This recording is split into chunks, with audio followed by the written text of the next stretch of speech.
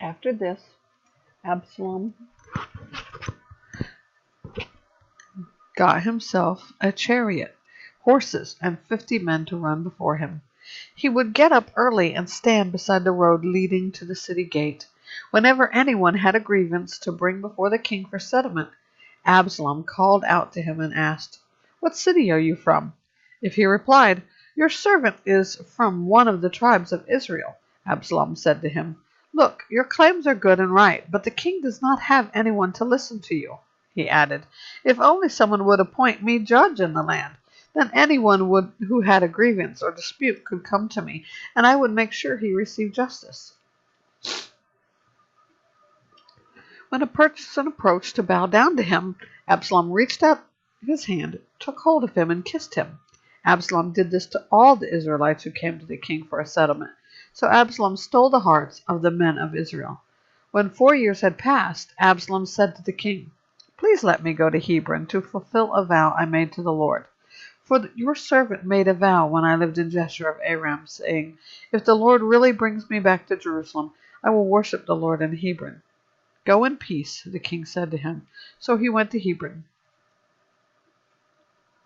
Then Absalom sent messengers throughout the tribes of Israel with this message: "When you hear the sound of the ram's horn, you are to say, 'Absalom has become king in Hebron.'"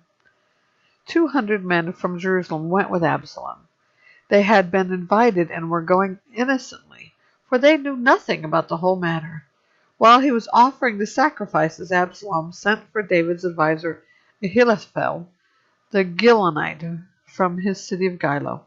So the conspiracy grew strong, and the people supporting Absalom continued to increase. Then an informer came to David and reported, "The hearts of the men of Israel are with Absalom." David said to all the servants with him in Jerusalem, "Get up, we have to flee, or we will not escape from Absalom. Leave quickly, or he will soon overtake us, heap disaster on us, and strike the city with the edge of the sword."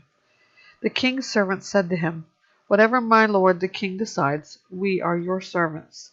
Then the king set out, and his entire household followed him. But he left behind 10 concubines to take care of the palace. So the king set out, and all the people followed him. They stopped at the last house, while all his servants marched past him. Then all the Cherethites, Pelethites, and Gittites, 600 men who came with him from Gath, marched past the king. The king said to Ittai the Gittite, "Why are you also going with us? Go back and stay with the new king, since you're both a foreigner and an exile from your homeland. Besides, you only arrived yesterday. Should I make you wander around with us today while I go wherever I can? Go back and take your brothers with you. May the Lord show you kindness and faithfulness." But in response, Ittai vowed to the king, "As the Lord lives, and as my lord the king lives, wherever my lord the king is, whether it means life or death, your servant will be there."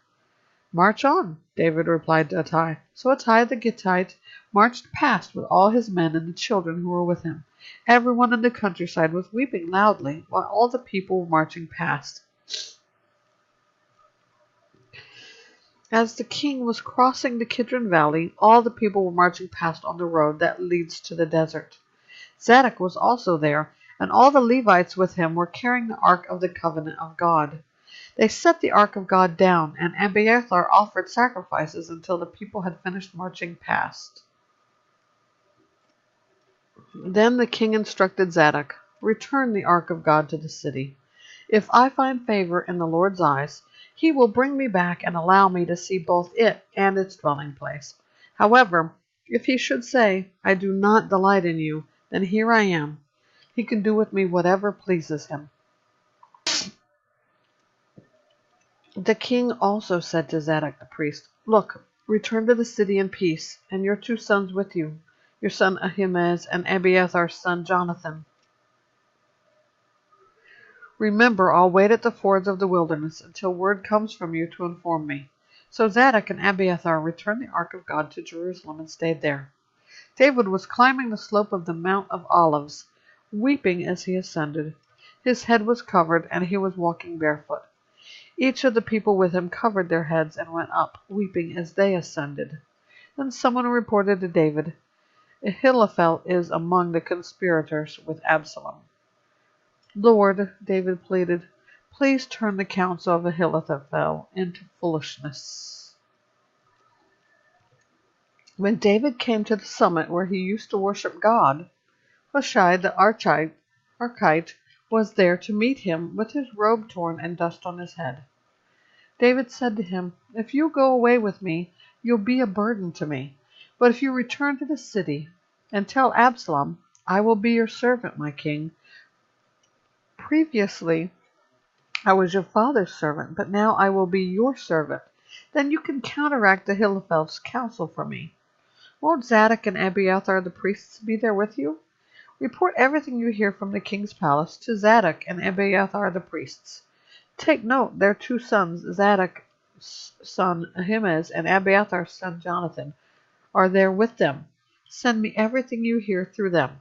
So Hushai, David's personal adviser, entered Jerusalem just as Absalom was entering the city.